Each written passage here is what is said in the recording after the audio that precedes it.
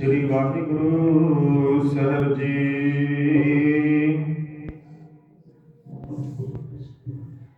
ਸਤਨਾਮ ਸ੍ਰੀ ਵਾਹਿਗੁਰੂ ਸਾਹਿਬ ਜੀ। ਹਉ ਆਇਆ ਦੂਰੋਂ ਜਲ ਕੈ, ਮੈਂ ਤੱਕੀ ਤੋ ਸਰਣਾਏ ਜੀਓ। ਮੈਂ ਆਸਾ ਰੱਖੀ ਚਿਤ ਮੈਂ, ਮੇਰਾ ਸਭੋ ਦੁਖ ਗਵਾਏ ਜੀਓ।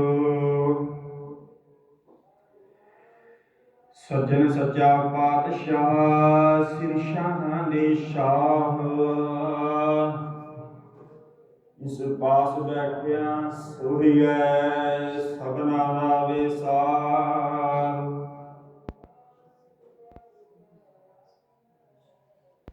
ਡੰਡੌਤ ਬੰਦਨ ਅਨੇਕ ਬਾਰ, ਸਰਬ ਕਲਾ ਸਮਰੱਥ। ਡੋਲਣ ਤੇ ਰਾਖੋ ਪ੍ਰਭੂ, ਨਾਨਕ ਦੇ ਕਰ ਹੱਥ। ਸਤਨਾਮ ਸ੍ਰੀ ਵਾਹਿਗੁਰੂ ਸਾਹਿਬ ਜੀ।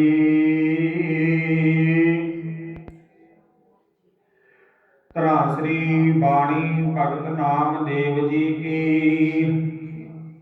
ਇੱਕ ਓੰਕਾਰ ਸਤਿਗੁਰ ਪ੍ਰਸਾਦ। ਪਹਿਲ ਪੁਰੀਏ ਪੁੰਦਰਕ ਬਨਾ, ਕਾਂਚੇ ਹੰਸਾ ਸਗਲੇ ਜਨਾ।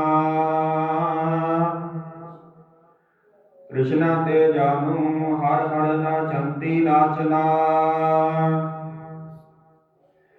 ਪਹਿਲ ਪੁਰੀਏ ਪੁੰਦਰਕ ਬਨਾ, ਕਾਂਚੇ ਹੰਸਾ ਸਗਲੇ ਜਨਾ। ਕ੍ਰਿਸ਼ਨਾ ਤੇ ਜਾਨੂ, ਹਰ ਹਰ ਨਾਚੰਤੀ ਨਾਚਨਾ। ਪਹਿਲ ਪੁਰਸ਼ਾ ਪਿਰਾ, ਅਤੁਰ ਪ੍ਰਸਾਦ ਮਰਾ। ਅਸ ਗਾ ਅਸ ਉਸ ਗਾ, ਹਰ ਕਾ ਬਾਗਰਾ। ਨਾਚੈ ਪਿੰਡੀ ਮਹਿ ਸਾਗਰਾ। ਰਹਾਉ ਨਾਚੰਤੀ ਗੋਪੀ ਚੰਦਾ, ਨਯਾਤੀ ਬਹਿਰੀ ਕੰਨਾ। ਤਰਕ ਨਾ ਚਾ ਭਰਮੀਆ ਜਾ, ਕੇਸਵਾ ਬਚਾਉਣੀ। ਆਈਏ ਮਈਏ ਏਕ ਆਣ ਜੀਓ। ਪਿੰਡੀ ਉਬਕਲੇ ਸੰਸਾਰਾ, ਭ੍ਰਮ ਪ੍ਰਭ ਆਏ ਤੁਮਚੇ ਦੁਆਰਾ। ਤੂੰ ਕੌਣ ਰੇ ਮੈਂ ਜੀ, ਨਾਮਾ ਹੂੰ ਜੀ। ਆਲਾ ਤੇ ਨਿਵਾਰਨਾ, ਜਮ ਕਾਰਨਾ। ਪਿੰਡੀ ਉਬਕਲੇ ਸੰਸਾਰਾ, ਭ੍ਰਮ ਪ੍ਰਭ ਆਏ ਤੁਮਚੇ ਦੁਆਰਾ।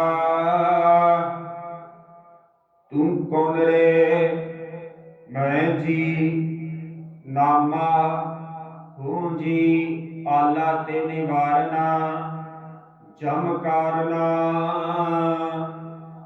ਵਾਹਿਗੁਰੂ ਜੀ ਕਾ ਖਾਲਸਾ, ਵਾਹਿਗੁਰੂ ਜੀ ਕੀ ਫਤਿਹ। ਗੁਰੂ ਪਿਆਰੀ ਗੁਰੂ ਸਵਾਰੀ ਸਾਧ ਸੰਗਤ ਜੀ, ਆਪ ਜਿਤਨੇ ਵੀ ਸਤਸੰਗੀ ਜਨ ਅੰਮ੍ਰਿਤ ਵੇਲੇ ਦੇ ਦੀਵਾਨ ਅੰਦਰ ਜੁੜ ਮਿਲ ਕੇ ਬੈਠੇ ਹੋ, ਆਪ ਵਡਭਾਗੇ ਹੋ ਜੋ ਅੰਮ੍ਰਿਤ ਵੇਲੇ ਤੋਂ ਲੈ ਕੇ ਇਸ ਵੇਲੇ ਤੱਕ ਆਪ ਜੀ ਨੇ ਸ੍ਰੀ ਸੁਖਮਨੀ ਸਾਹਿਬ ਜੀ ਦੀ ਬਾਣੀ ਦੇ ਜਾਪ ਕੀਤੇ ਹਨ, ਹੋਰ ਸ਼ਬਦਾਂ ਦੇ ਜਾਪ ਕੀਤੇ ਹਨ। ਆਪ ਜੀ ਨੇ ਆਪਣੇ ਸਵਾਸਾਂ ਰੂਪੀ ਪੂੰਜੀ ਨੂੰ ਸਫਲਿਆ ਕੀਤਾ ਹੈ, ਗੁਰੂ ਦੀਆਂ ਖੁਸ਼ੀਆਂ ਪ੍ਰਾਪਤ ਕੀਤੀਆਂ ਹਨ। ਸੋ ਸਾਧ ਸੰਗਤ ਜੀ, ਅੱਜ ਦਾ ਜੋ ਪਾਵਨ ਪਵਿੱਤਰ ਹੁਕਮਨਾਮਾ ਹੈ, ਸਾਹਿਬ ਸ੍ਰੀ ਗੁਰੂ ਗ੍ਰੰਥ ਸਾਹਿਬ ਜੀ ਦੇ 693 ਤੇ 94 ਅੰਗ ਤੇ ਸੁਭਾਏਮਾਨ ਹੈ। ਧੰਨ ਸ੍ਰੀ ਰਾਗ ਵਿੱਚ ਭਗਤ ਨਾਮਦੇਵ ਜੀ ਦੀ ਬਾਣੀ ਹੈ। ਸੋ ਆਓ ਸ਼ਬਦ ਦੀ ਵਿਚਾਰ ਕਰਨ ਤੋਂ ਪਹਿਲਾਂ ਅੱਜ ਦੇ ਹੁਕਮਨਾਮੇ ਦੀ ਵਿਚਾਰ ਕਰਨ ਤੋਂ ਪਹਿਲਾਂ ਕਲਗੀਧਰ ਪਿਤਾ ਜੀ ਵੱਲੋਂ ਬਖਸ਼ੀ ਹੋਈ ਫਤਿਹ ਦੀ ਸਾਂਝ ਪਾਓ, ਗੱਜ ਕੇ ਬੁਲਾਓ ਜੀ। ਵਾਹਿਗੁਰੂ ਜੀ ਕਾ ਖਾਲਸਾ, ਵਾਹਿਗੁਰੂ ਜੀ ਕੀ ਫਤਿਹ। ਸੋ ਸਾਧ ਸੰਗਤ ਜੀ, ਗੁਰੂ ਸਾਹਿਬ ਜੀ ਬਖਸ਼ਿਸ਼ ਕਰਦੇ ਹਨ ਕਿ ਸ਼ਬਦ ਦੀਆਂ ਅਰੰਭਤਾ ਵਾਲੀਆਂ ਹੀ ਤੁਕਾਂ ਹਨ। ਪਹਿਲ ਪੁਰੀਏ ਕੁੰਡਲ ਬਨਾ, ਤਾਂਜੇ ਹੰਸਾ ਸਗਲੇ ਜਨਾ। ਕਿ ਸਭ ਤੋਂ ਪਹਿਲਾਂ ਪਰਮਾਤਮਾ ਦਾ ਜੋ ਇਹ ਜਗਤ ਬਣਿਆ, ਮੰਨ ਲਓ ਇਹ ਇੱਕ ਫੁੱਲਾਂ ਦਾ ਖੇਤ ਹੈ। ਇਹ ਜਿਹੜਾ ਸੰਸਾਰ ਹੈ ਇਹ ਮੰਨ ਲਓ ਇੱਕ ਫੁੱਲਾਂ ਦਾ ਖੇਤ ਹੈ। ਪਹਿਲੇ ਜੋ ਜਗਤ ਬਣਿਆ ਇਹ ਮੰਨ ਲਓ ਇੱਕ ਫੁੱਲਾਂ ਦਾ ਖੇਤ ਹੈ। ਤਾਂ ਜੀ ਹੰਸਾ ਸਗਲੇ ਜਨਾ, ਸਾਰੇ ਜੀਵ ਜੰਤ ਇਸ ਕੌਲ ਫੁੱਲਾਂ ਦੇ ਖੇਤ ਦੇ ਹੰਸ ਹਨ। ਕ੍ਰਿਸ਼ਨਾ ਤੇ ਜਾਨੋ ਹਰ ਹਰ ਨਾਚੰਤੀ ਨਾਚਨਾ। ਪਰਮਾਤਮਾ ਦੀ ਇਹ ਰਚਨਾ ਨਾਚ ਕਰ ਰਹੀ ਹੈ। ਇਹ ਪਰਮਾਤਮਾ ਦੀ ਮਾਇਆ ਦੀ ਪ੍ਰੇਰਣਾ ਤੋਂ ਸਮਝੋ। ਪਹਿਲ ਪੁਰੀਏ ਪੁੰਡਰਕ ਬਨਾ, ਤਾਂਜੇ ਹੰਸਾ ਸਗਲੇ ਜਨਾ। ਕ੍ਰਿਸ਼ਨਾ ਤੇ ਜਾਨੂ ਹਰ ਹਰ ਨਾਚੰਤੀ ਨਾਚਨਾ। ਪਹਿਲ ਪੁਰਸ਼ਾਗਿਰਾ ਅਠੋਰ ਪੁਰ ਸਾਜਮਰਾ। ਅਸਕਾ ਅਸਕੁਸਗਾ ਹਰਕਾ ਬਾਗਰਾ, ਨਾਚੇ ਪਿੰਦੀ ਮੈਂ ਸਾਗਰਾਂ ਰਹਾਉ। ਸਭ ਤੋਂ ਪਹਿਲਾਂ ਉਹ ਪਰਮਾਤਮਾ ਆਪ ਪ੍ਰਗਟ ਹੋਇਆ, ਫਿਰ ਉਸ ਪਰਮਾਤਮਾ ਤੋਂ ਮਾਇਆ ਬਣੀ। ਫਿਰ ਮਾਇਆ ਦਾ ਅਕਾਲ ਪੁਰਖ ਦੇ ਨਾਲ ਜਦੋਂ ਮੇਲ ਹੋਇਆ ਤੇ ਪਰਮਾਤਮਾ ਦਾ ਇੱਕ ਸੋਹਣਾ ਜਿਹਾ ਬਾਗ ਬਗੀਚਾ ਬਣ ਗਿਆ। ਇਹ ਸੰਸਾਰ ਬਣ ਗਿਆ। ਇਹ ਸੰਸਾਰ ਪਰਮਾਤਮਾ ਦਾ ਇੱਕ ਸੋਹਣਾ ਜਿਹਾ ਬਾਗ ਬਣ ਗਿਆ। ਇਸ ਦੇ ਵਿੱਚ ਸਾਰੇ ਜੀਵ ਇਸ ਤਰ੍ਹਾਂ ਨੱਚ ਰਹੇ ਹਨ ਜਿਵੇਂ ਖੂਹ ਦੀਆਂ ਟੰਡਾਂ ਵਿੱਚ ਪਾਣੀ ਨੱਚਦਾ ਹੈ। ਭਾਵ ਕਿ ਪਰਮਾਤਮਾ ਨੇ ਇਹ ਸੰਸਾਰ ਬਣਾਇਆ ਹੈ ਤੇ ਸਾਰੇ ਜਿਹੜੇ ਜੀਵ ਨੇ ਸੰਸਾਰ ਦੇ ਵਿੱਚ ਕਿਵੇਂ ਨੱਚ ਰਹੇ ਨੇ ਕਿ ਮੋਹ ਮਾਇਆ ਦੇ ਵਿੱਚ ਮੋਹਿਤ ਹੋ ਕੇ ਆਪਣੀ ਦੌੜ ਭੱਜ ਕਰਦੇ ਨੇ।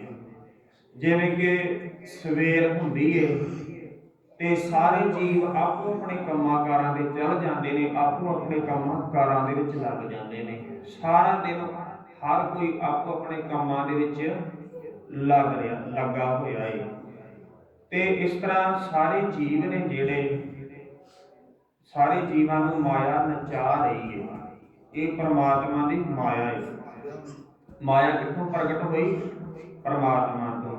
ਜਿਵੇਂ ਆਪਾਂ ਆਸਾ ਜੀ ਦੀ ਵਾਰ ਦੇ ਅੰਦਰ ਪੌੜੀ ਪੜ੍ਹਦੇ ਆ ਨਾ, ਆਪੀਨੇ ਆਪ ਸਾਜਿਓ, ਆਪੀਨੇ ਰਚਿਓ ਨਾਉ। ਦੁਈ ਕੁਦਰਤ ਸਾਜੀਏ, ਕਰ ਆਸਨ ਡਿਠੋ ਚਾਉ। ਦਾਤਾ ਕਰਤਾ ਆਪ ਤੋਂ ਤੁਸ ਦੇਵੇ।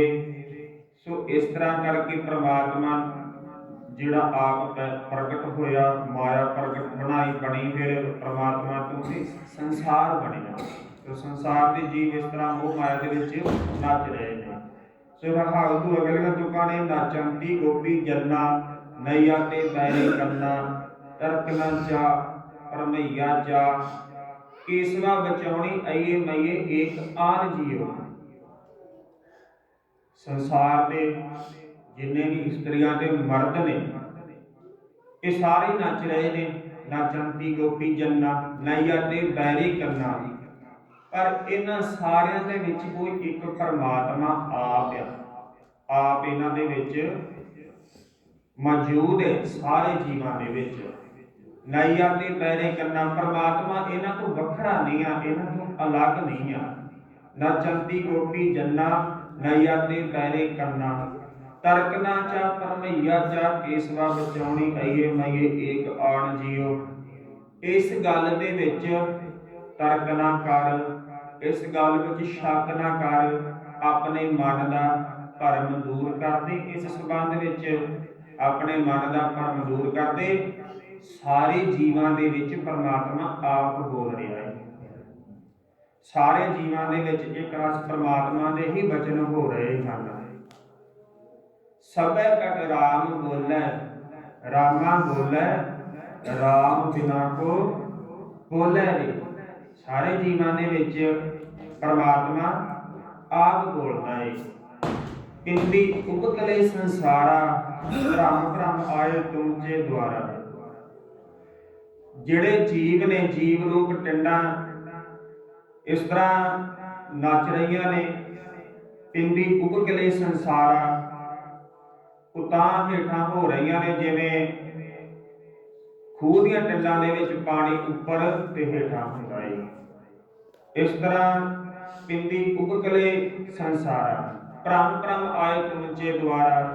ਭਗਤ ਨਾਮਦੇਵ ਜੀ ਕਹਿੰਦੇ ਨੇ ਕਿ ਹੇ ਵਾਹਿਗੁਰੂ ਪਰਮਾਤਮਾ ਜੀ, ਮੈਂ ਭਰਮ ਦੇ ਵਿੱਚ ਭੁੱਲਿਆ ਹੋਇਆ, ਭਟਕ ਭਟਕ ਕੇ ਤੇ ਮੈਂ ਤੇਰੇ ਦਰ ਤੇ ਆ ਟਿਕਿਆ। ਮੈਂ ਤੇਰੇ ਦਰ ਤੇ ਆ ਗਿਆ ਏ। ਭ੍ਰਮ ਭ੍ਰਮ ਆਏ ਤੁਮਚੇ ਦੁਆਰਾ। ਹੁਣ ਜਦੋਂ ਭਗਤ ਜੀ ਨੇ ਇਸ ਤਰ੍ਹਾਂ ਮੰਨ ਲਓ ਪਰਮਾਤਮਾ ਜੀ ਅੱਗੇ ਬੇਨਤੀ ਕੀਤੀ ਕਿ ਮੈਂ ਭਟਕ ਭਟਕ ਕੇ ਤੇਰੇ ਦਰ ਤੇ ਆ ਟਿਕਿਆ, ਤੇ ਅੱਗੋਂ ਫਿਰ ਪਰਮਾਤਮਾ ਜੀ ਕਹਿੰਦੇ ਨੇ, ਵਾਹਿਗੁਰੂ ਜੀ ਕਹਿੰਦੇ ਨੇ, ਤੂੰ ਕੌਣ ਹੈ, ਤੂੰ ਕੌਣ ਰੇ, ਤੂੰ ਕੌਣ ਹੈ। ਤੇ ਅੱਗੋਂ ਜਦੋਂ ਆਵਾਜ਼ ਪਈ ਨਾ, ਉਦੋਂ ਕਿ ਪਰਮਾਤਮਾ ਨੇ ਆਵਾਜ਼ ਦਿੱਤੀ ਕਿ ਤੂੰ ਕੌਣ ਆ, ਤੇ ਅੱਗੋਂ ਭਗਤ ਨਾਮਦੇਵ ਜੀ ਕਹਿੰਦੇ, ਮੈਂ ਜੀ ਨਾਮਾ ਹੋ ਜੀ, ਮੈਂ ਜੀ ਆਪ ਜੀ ਦਾ ਸੇਵਕ, ਆਪ ਜੀ ਦੀ ਭਗਤੀ ਕਰਨ ਵਾਲਾ ਮੈਂ ਨਾਮਦੇਵ, ਮੈਂ ਆਪ ਜੀ ਦਾ ਸੇਵਕ ਹਾਂ, ਆਪ ਜੀ ਦਾ ਭਗਤ ਹਾਂ, ਮੈਂ ਜੀ ਨਾਮਾ ਹੂੰ ਜੀ। ਮੰਨ ਲਓ ਫਿਰ ਅੱਗੋਂ ਗੁਰੂ ਜੀ ਪੁੱਛਦੇ ਨੇ, ਪਰਮਾਤਮਾ ਜੀ ਪੁੱਛਦੇ ਨੇ ਪਰਮੇਸ਼ਰ ਜੀ ਵੀ ਹਾਂ ਦੱਸ ਨਾਮਦੇਵ ਭਗਤ, ਤੈਨੂੰ ਕੀ ਗੱਲ ਹੈ, ਕਿਹੜਾ ਦੁੱਖ ਹੈ, ਦੱਸ। ਉਹ ਫਿਰ ਅੱਗੋਂ ਕਹਿੰਦੇ ਨੇ, ਆਲਾ ਤੇ ਨਿਵਾਰਨਾ ਜਮ ਕਾਰਨਾ, ਕਿ ਹੇ ਵਾਹਿਗੁਰੂ ਪਰਮੇਸ਼ਰ ਜੀ, ਮੈਨੂੰ ਇਸ ਸੰਸਾਰ ਦੀ ਜੰਜਾਲ ਤੋਂ ਬਚਾ ਲਓ।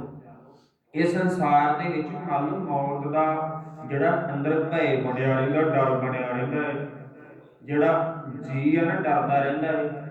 ਸੋ ਮੈਨੂੰ ਇਹਨਾਂ ਜਮਾਂ ਤੋਂ, ਇਸ ਮੌਤ ਦੇ ਡਰ ਤੋਂ, ਇਹ ਜਗਤ ਦੇ ਜੰਜਾਲ ਤੋਂ ਬਚਾ ਲਓ ਤੇ ਮੈਨੂੰ ਸੰਸਾਰ ਸਮੁੰਦਰ ਤੋਂ ਪਾਰ ਕਰ ਦਿਓ। ਆਲਾ ਤੇ ਨਿਵਾਰਨਾ ਜਮ ਕਾਰਨਾ। ਸੋ ਭਗਤ ਨਾਮਦੇਵ ਜੀ ਦਾ ਇਹ ਸ਼ਬਦ ਆਪ ਜੀ ਦੇ ਨਾਲ ਸੰਖੇਪ ਰੂਪ ਦੇ ਵਿੱਚ ਵਿਚਾਰ ਕੀਤੀ ਹੈ।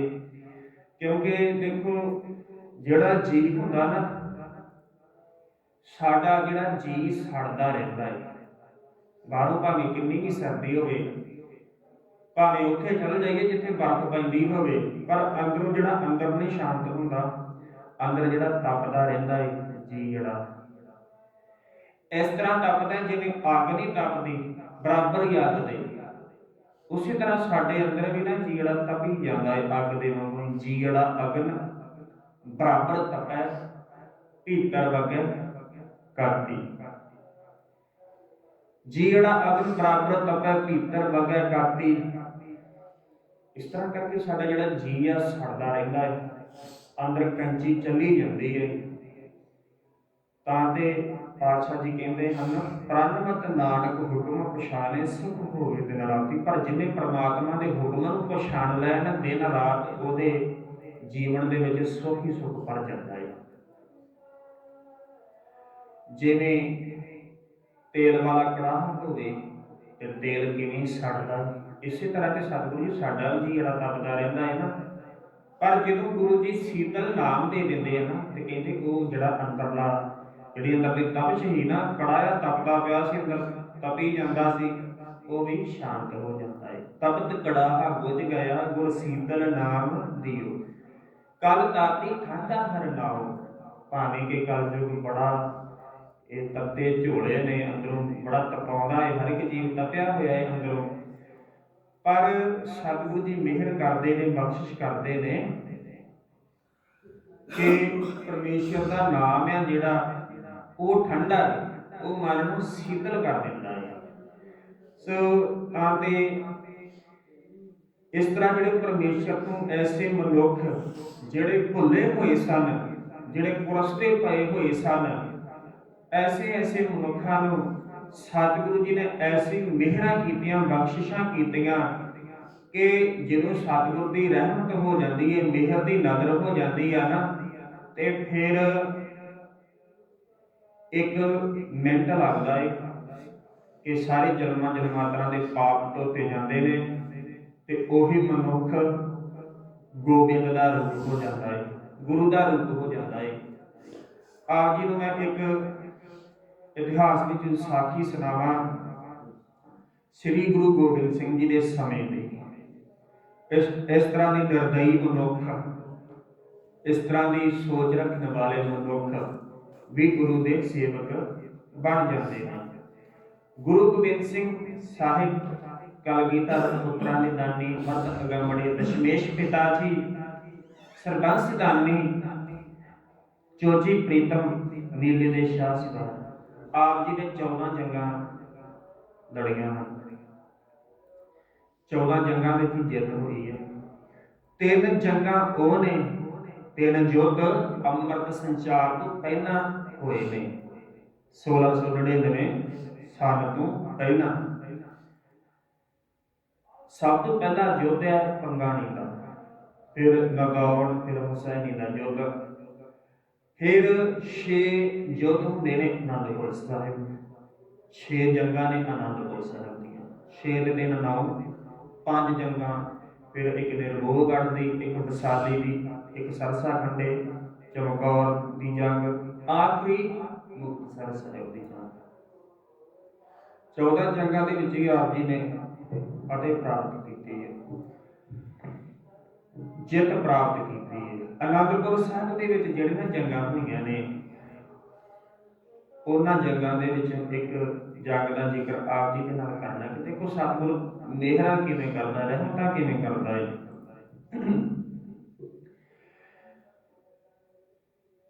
ਪਹਿਲਾਂ ਇੱਥੇ ਪੈਂਦੇ ਖਾਨ ਤੇ ਅਦੀਨਾ ਬੇਗ ਸਤਿਗੁਰੂ ਜੀ ਦੇ ਨਾਲ ਲੜਨ ਵਾਸਤੇ ਆਏ ਨੇ।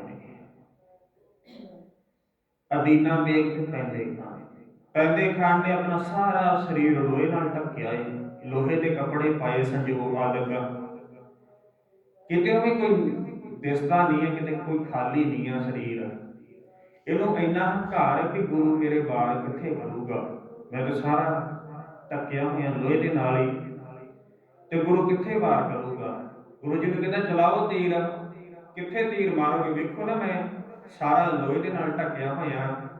ਆਪਣੇ ਇਸ ਤਰ੍ਹਾਂ ਸਾਥੀਆਂ ਨੂੰ ਕਹਿੰਦਾ। ਗੁਰੂ ਜੀ ਨੇ ਕੰਨ ਤੋਂ ਥੋੜੀ ਜਿਹੀ ਜਗ੍ਹਾ ਖਾਲੀ ਸੀ ਸੁਣਨ ਵਾਸਤੇ ਕਿ ਮੈਨੂੰ ਬਾਹਰ ਦੀ ਆਵਾਜ਼ ਸੁਣ ਸਕੇ। ਗੁਰੂ ਜੀ ਨੇ ਐਸਾ ਨਿਸ਼ਾਨਾ ਬੰਨ ਕੇ ਮਾਰਿਆ, ਤੀਰ ਸਿੱਧਾ ਕੰਨ 'ਚ ਲੱਗਾ ਨਾ, ਜਦੋਂ ਆਰ ਪਾਰ ਹੋ ਗਿਆ, ਪੈਂਦੇ ਖਾਂ ਉੱਥੇ ਡਿੱਗ ਪਿਆ ਤੇ ਅਦੀਨਾ ਬੇਗ ਫੱਟੜ ਹੋ ਗਿਆ ਤੇ ਫੌਜਾਂ ਸਾਰੀਆਂ ਵਾਪਸ ਭੱਜ ਗਈਆਂ ਤੇ ਜਿੱਤ ਗੁਰੂ ਘਰ ਦੀ ਹੋ ਗਈ।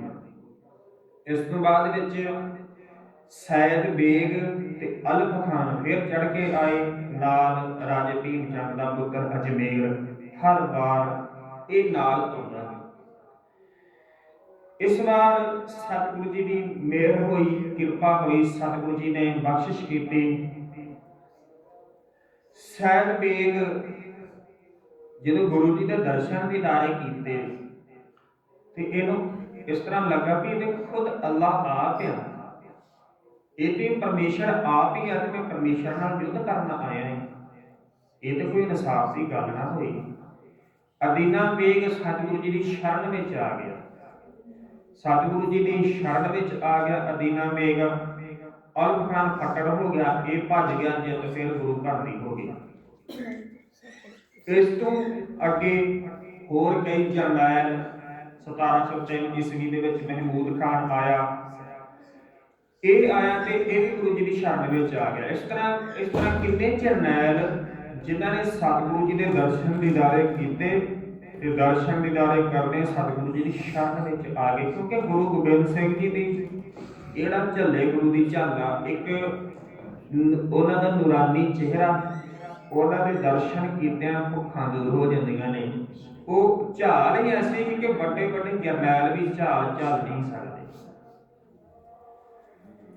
ਇਸੇ ਤਰ੍ਹਾਂ ਹੁਣ ਇਹਨਾਂ ਦੀ ਕੋਈ ਵਾਹ ਪੇਸ਼ ਨਹੀਂ ਗਈ ਪਹਾੜੀ ਰਾਜਿਆਂ ਦੀ, ਹੋਰ ਜਿਹੜੇ ਗੁਰੂ ਘਰ ਦੇ ਵਿਰੋਧੀ ਆ, ਇਹਨਾਂ ਨੇ ਔਰੰਗਜ਼ੇਬ ਨੂੰ ਇੱਕ ਬੜੇ ਕਰੜੇ ਹੱਥ ਨਾਲ ਚਿੱਠੀ ਲਿਖੀ, ਬੜੀ ਸਖਤ ਚਿੱਠੀ ਲਿਖੀ ਕਿ ਆਪ ਨੂੰ ਹੁਣ ਕਿਸੇ ਵੀ ਤਰ੍ਹਾਂ ਕੁਝ ਕਰੋ ਤੁਸੀਂ, ਕਿਉਂਕਿ ਸਾਡੇ ਵੱਸ ਦੇ ਬਾਹਰ ਆ। ਅਸੀਂ ਤੇ ਆਪਣੀ ਪੂਰੀ ਕੋਸ਼ਿਸ਼, ਆਪਣਾ ਸਾਰਾ ਯਤਨ ਕਰਕੇ ਦੇਖ ਲਿਆ, ਹੁਣ ਸਾਡੇ ਚ ਸਮਰੱਥਾ ਨਹੀਂ ਆ, ਤੁਸੀਂ ਹੁਣ ਕੋਈ ਉਪਾਅ ਕਰੋ ਇਸ ਦਾ। ਔਰੰਗਜ਼ੇਬ 8 ਸਾਲ ਦੱਖਣ ਵਿੱਚ ਉਲਝਿਆ ਰਿਹਾ, ਉਧਰੋਂ ਵਿਹਲਾ ਹੋ ਕੇ ਇਹ ਪੰਜਾਬ ਆ ਗਿਆ। ਇਹਨੇ ਵੇਖਿਆ ਕਿੰਨੀਆਂ ਚਿੱਠੀਆਂ ਇਹਦੇ ਸਾਹਮਣੇ ਪਈਆਂ ਤੇ ਇਹਨੇ ਮਨ ਦੇ ਵਿੱਚ ਵਿਚਾਰ ਕੀਤੀ, ਸੋਚਿਆ ਔਰੰਗਜ਼ੇਬ ਨੇ, ਇਹ ਸੋਚਦਾ ਹੈ ਵੀ ਅਨੰਦਪੁਰ ਸਾਹਿਬ ਇੱਕ ਛੋਟਾ ਜਿਹਾ ਨਗਰ ਆ, ਉੱਥੇ ਗੁਰੂ ਗੋਬਿੰਦ ਸਿੰਘ ਜੀ ਨੇ ਤੇ ਥੋੜੇ ਜਿਹੇ ਲੋਕ ਨੇ ਉਹਨਾਂ ਦੇ ਨਾਲ,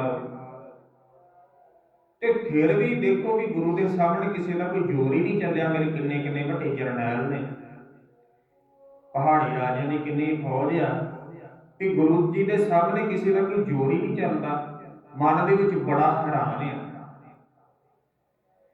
ਮਨ ਵਿੱਚ ਇੰਨਾ ਹੈਰਾਨ ਆ ਵੀ ਮੇਰੀ ਫੌਜ ਵਿੱਚ ਜਦੋਂ ਮੈਂ ਸਿਪਾਹੀ ਭਰਤੀ ਕਰਦਾ ਕਿ ਵੱਡੇ ਵੱਡੇ ਜਰਨੈਲ ਨੇ, ਉਹ ਹੰਡੇ ਹੋਏ ਨੇ, ਉਹ ਕਦੀ ਕੋਈ ਜੰਗ ਨਹੀਂ ਹਾਰੀ, ਪਰ ਉੱਥੇ ਜਾ ਕੇ ਹਾਰ ਜਾਂਦੇ ਨੇ, ਉੱਥੇ ਜਾ ਕੇ ਗੁਰੂ ਜੀ ਦੇ ਚਰਨ ਫੜ ਲੈਂਦੇ ਨੇ।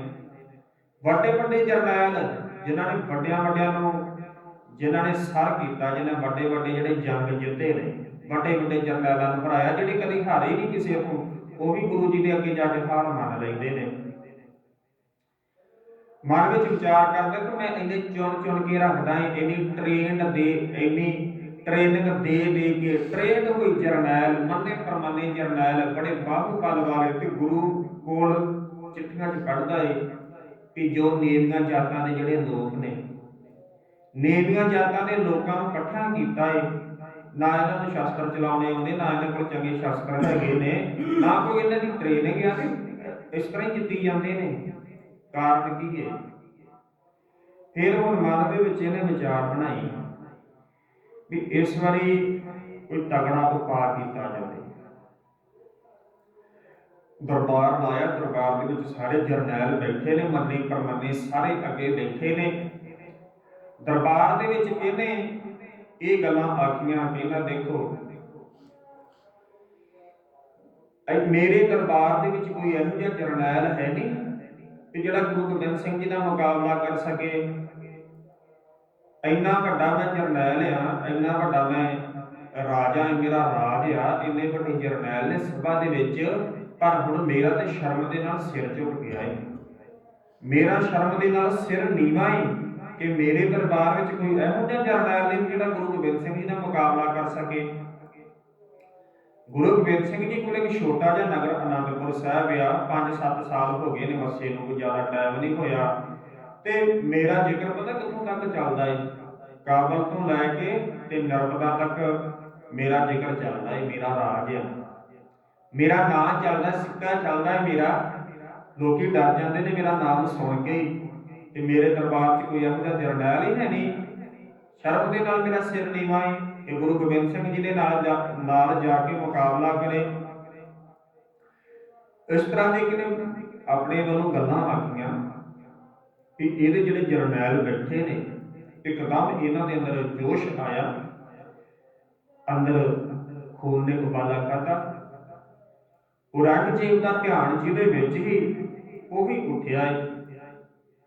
ਔਰੰਗਜ਼ੇਬ ਕਹਿੰਦਾ ਦੇਖੋ ਕੋਈ ਇਹੋ ਜਿਹਾ ਜਰਨੈਲ ਉੱਠੋ ਜਿਹੜਾ ਸਾਹਮਣੇ ਤਲਵਾਰ ਪਈ ਆ, ਤਲਵਾਰ ਨੂੰ ਚੁੱਕੇ ਤੇ ਸਾਹਮਣੇ ਜਿਹੜਾ ਬੀੜਾ ਪਿਆ ਵਾ, ਬੀੜਾ ਚੁੱਕ ਕੇ ਆਪਣੇ ਮੁੱਖ ਵਿੱਚ ਪਾਵੇ ਤੇ ਇੱਥੋਂ ਇੱਕ ਕਸਮ ਖਾ ਕੇ ਜਾਵੇ, ਇੱਕ ਕਸਮ ਖਾ ਕੇ ਜਾਵੇ ਕਿ ਗੁਰੂ ਗੋਬਿੰਦ ਸਿੰਘ ਜੀ ਨੂੰ ਜਾਂ ਉਹਨਾਂ ਦਾ ਸੀਸ ਲੈ ਕੇ ਆਵੇਗਾ ਤੇ ਜਾਂ ਉਹਨਾਂ ਨੂੰ ਪਕੜ ਕੇ ਲਿਆਵੇਗਾ। ਕੋਈ ਪ੍ਰਣ ਕਰੋ। ਹੁਣ ਉਹ ਉੱਠਿਆ ਵੀ ਜਿਹਦੀ ਤੇ ਨਜ਼ਰ ਸੀ ਔਰੰਗਜ਼ੇਬ ਦੀ। ਹੁਣ ਸਾਹਮਣੇ ਇੱਕ ਜਰਨੈਲ ਉੱਠਿਆ ਜਿਹਦਾ ਨਾਂ ਹੈ ਸੈਦ ਖਾਨ। ਇਹ ਜਰਨੈਲ ਉੱਠਿਆ ਹੈ, ਉੱਠ ਕੇ ਤੇ ਇਹਨੇ ਤਲਵਾਰ ਚੁੱਕੀ, ਆਪਣੇ ਮੁੱਖ ਦੇ ਵਿੱਚ ਇਹਨੇ ਬੀੜਾ ਪਾਇਆ। ਇਹ ਸ਼ਾਹੀ ਦਰਬਾਰਾਂ ਦੇ ਵਿੱਚ ਇੱਕ ਪ੍ਰਣ ਹੁੰਦਾ ਸੀ, ਸ਼ਾਹੀ ਦਰਬਾਰਾਂ ਦੇ ਵਿੱਚ ਇੱਕ ਪ੍ਰਣ ਕਰਦੇ ਸਨ ਕਿ